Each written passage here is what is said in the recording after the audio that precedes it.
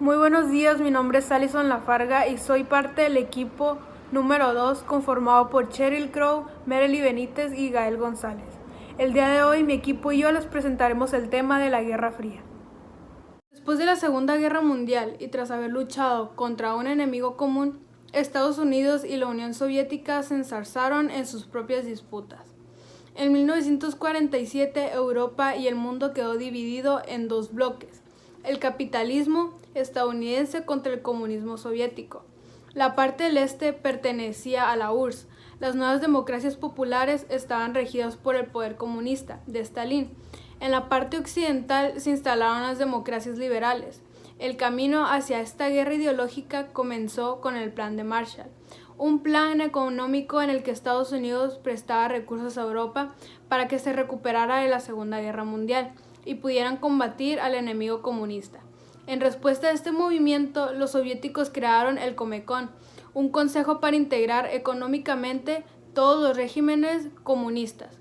Posteriormente, Estados Unidos fundó la OTAN como una alianza militar para apoyarse ante un posible ataque de las tropas soviéticas.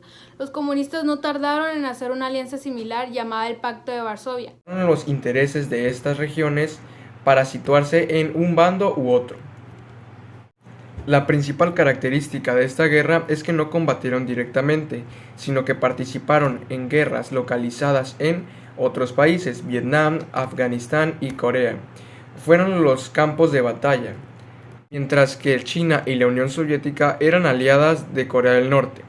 El 27 de julio de 1953, Corea del Norte se retiró tras una brutal batalla. La Guerra de Corea comenzó el 25 de junio de 1950, cuando Corea del Norte atacó por sorpresa Seúl, la capital surcoreana. Estados Unidos y el Reino Unido apoyaban a Corea del Sur. Estados Unidos salió con el sur del país. Los del norte estaban dirigidos por Ho Chi Minh. La superioridad armamentística estadounidense hizo de esta guerra una auténtica masacre. Finalmente, Cuba fue otro escenario protagonista de la crisis de los misiles en 1962. La Unión Soviética colocó misiles en Cuba para lanzarlos sobre Estados Unidos. El país norteamericano hizo un bloqueo naval sobre Cuba en la Tercera Guerra Mundial. Estuvo muy cerca durante todos los años. Durante todos los años de conflicto, ambos bandos se iniciaron en la carrera armamentística con máquinas de destrucción masivas. Todo esto iba unido a la carrera espacial de los 50. Rusia lanzó el satélite Sputnik 2 al espacio con la perra Laika a bordo, pero no sobrevivió. Después, el Vostok 1 fue al espacio y volvió con el primer hombre a bordo. A su vez, en 1969, el Apolo 11, tripulado por Neil Armstrong y Edwin Aldrin, llegó a la Luna, dando por concluida la carrera. A finales de los 80, a falta de democracia en la Unión Soviética y el atraso económico, provocó la crisis del socialismo. Así, el 9 de noviembre de 1989 cayó el poder de la URSS en Alemania con el derribo del Muro de Berlín. Este había dividido la capital durante casi 30 años. Finalmente, las dos Alemanias se unificaron en octubre de 1990. Desde ese momento, las negociaciones de Ronald Reagan y Gorbachev pusieron fin a la Guerra Fría después de 42 años de absoluta tensión. Aunque ambos países no llegaron a enfrentarse directamente, la Guerra Fría dejó más de 30 millones de muertos. Gorbachev fue desintegrando el socialismo en Rusia y en sus países aliados. La URSS se diluyó en 1991 y el capitalismo poco a poco se fue implantando en casi todo el mundo. La Guerra Fría, en el periodo entre el fin de la Segunda Guerra Mundial en 1945 y la caída de la Unión Soviética en 1991, que dividió el mundo en el bloque horizontal capitalista liderado por Estados Unidos y horizontal comunicanista encabezado por la URSS. Entre ambas superpotencias existía una tensión permanente, escalada por la carrera armamentalista y el desarrollo de armas nucleares. Como tenía distinguirse, nunca llegaron a una guerra directa, pero sus enfrentamientos provocaron conflictos locales. Tanto Estados Unidos como la URSS intervinieron a la política interna de muchos países para reprimir a la diferencia reporfa a sus aliados, impulsando golpes de Estado para expandir sus influencias.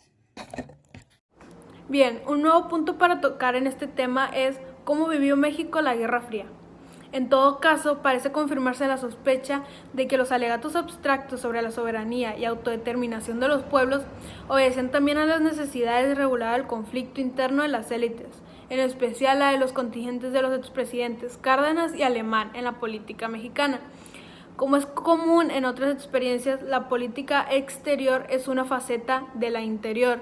No extraña entonces que la Guerra Fría operara también en otros ámbitos, por ejemplo en la calle, en los ejércitos de propaganda de los gobiernos mexicanos y de la Iglesia Católica, desde la promulgación de la doctrina Truman en 1947 y al menos hasta mediados de la década de 1970. Pero el anticomunismo oficial u oficioso, para desacreditar o reprimir luchas por derechos políticos o ciudadanos, resultó menos eficaz en 1968, cuando iniciaron las protestas estudiantiles en julio. La respuesta más inmediata en la prensa bajo control gubernamental fue exhibir los arrestos de jóvenes como necesarios, dada la responsabilidad de comunistas u otras fuerzas oscuras. Pero la estrategia se desgastó en las siguientes semanas y es probable que solo se haya regresado en la segunda mitad de septiembre y en los días que siguieron a la represión del 2 de octubre. Y regresó acompañado de una virtual ocupación militar de la Ciudad de México.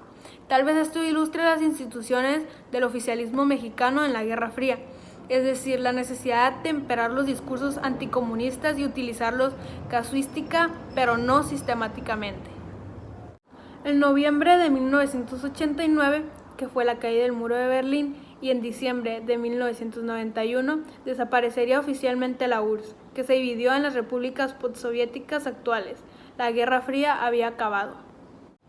Con esto damos fin a nuestro tema, esperando haya sido de su agrado. Muchas gracias.